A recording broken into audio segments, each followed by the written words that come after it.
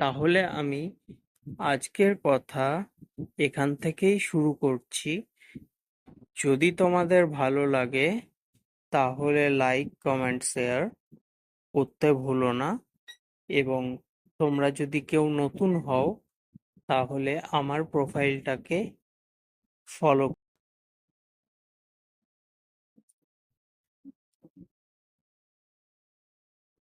জীবনের সফলতার মূল মন্ত্র কি?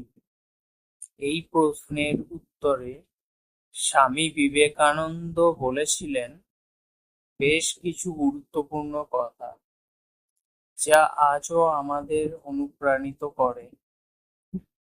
তার দৃষ্টিতে জীবনের সফলতার মূল মন্ত্র ছিল আত্মবিশ্বাস,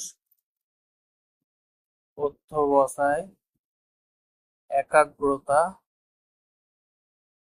এবং নিজস্ব শক্তির উপর আস্থা। প্রথমত, স্বামীজি বলতেন, জাগো, ওঠো এবং লক্ষ্য পূর্ণ না হওয়া পর্যন্ত থেমো না। এটা সফলতার সবচেয়ে বিখ্যাত মন্ত্র।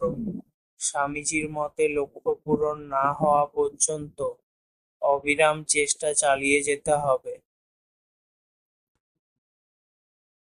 দ্বিতীয়, তিনি বলতেন, নিজের উপর বিশ্বাস রেখো, সমস্ত শক্তি তোমার ভেতরেই আছে।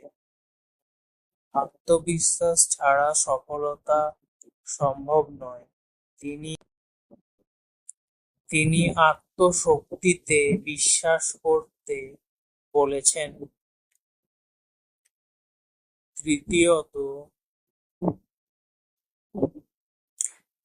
তিনি বলতেন, একটি আইডিয়াকে গ্রহণ করো, সেটি নিয়ে ভাবো, সেটিকে তোমার জীবন করে তোলো, সেটির মধ্যেই ডুবে যাও, সফলতা আসবেই।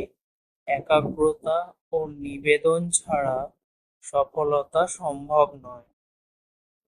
চতুর্থ, স্বামীজি বলতেন, তুমি যদি তুমিই হও তবে কেউ তোমাকে থামাতে পারবে না।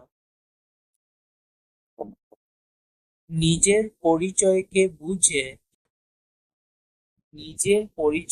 বুঝে শক্তিকে চিনে এগিয়ে চলাই সফলতার মূল। পঞ্চম, ভয়কে জয় করো, তাহলেই পথ খুলবে। ভয় হলো উন্নতির প্রধান বাধা। স্বামীজি সাহসকে প্রধান গুণ বলে মনে করতেন। এতক্ষণ যে সমস্ত স্বামীজির বাণী বা স্বামীজির বলে যাওয়া কথা শুনলাম, তার সারাংশে স্বামী বিবেকানন্দের সফলতার মূল মন্ত্র হলো আত্মবিশ্বাস প্লাস একাগ্রতা, নিরলস